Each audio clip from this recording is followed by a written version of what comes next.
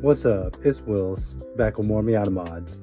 And today in the Miata, we're going to be bypassing my heater core. So one of the main reasons I stopped driving my Miata was because the heater core was leaking and it spewed coolant all throughout the interior. I decided to stop driving the car since I didn't really want to go and pull apart the whole dash just to replace the heater core. Now that the car is almost ready to fire up, I figured I'd bypass the heater core for now and fix it later. So there's a few options online that I found where you can bypass your heater core. There's this like U-shaped thing that has two barb fittings that you can use to loop the lines. I didn't want to go with that option because it takes the heater core plumbing from 4 possible points of failure to 6 possible points of failure. There's also other methods like putting a valve in between the lines of the heater core so that you can bypass it when you need to and let the coolant flow through the heater core if you need to.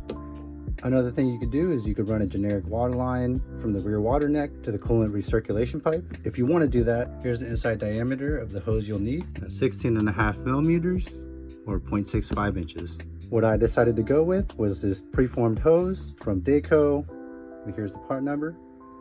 I'll leave a link in the description, but I chose this because it's pretty much a perfect fit for the heater core bypass, and it reduces the number of connections from 4 to 2, which will reduce the possible points of failure. Some cons of doing this mod are you're no longer going to have a heater. You also won't have a very well functioning defroster since you no longer have a heater. So if you live in a cold area or a place that rains a lot, you might want to reconsider this mod and actually just fix your heater core. Personally, I live in California, so it doesn't really get too cold here. I won't be driving this Miata very often in the rain, so I'm totally fine with bypassing it. So the pros for doing this mod are you won't ever have to worry about your heater core leaking because it won't be connected to your coolant system. Some people have also reported that it reduces the in-cabin temperature, so it won't be so hot in there anymore. And you're also reducing the connection points, which also reduces the amount of possible failure points. All right, so let's go out to the car and get this thing installed.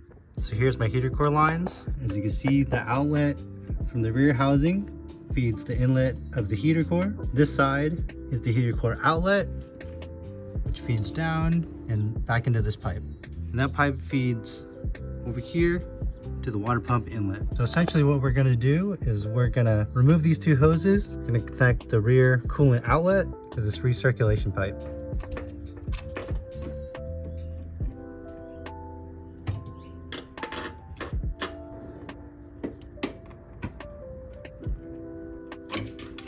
All right, now we're gonna go ahead and test fit.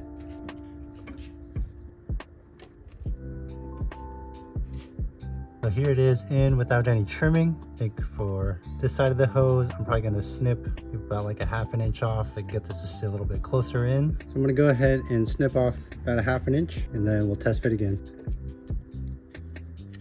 All right, so I test fitted again. I'm gonna go ahead and trim a little bit more off on this end.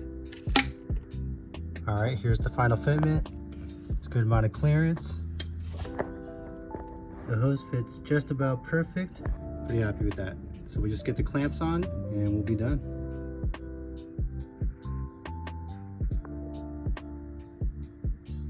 All right, so here's the heater core bypass installed. It looks pretty much factory, fits great. Well, that's all for this install. Hope you enjoyed the video. If you did, go ahead and give it a like. If you want to keep following the build, subscribe. Catch you in the next one. Peace.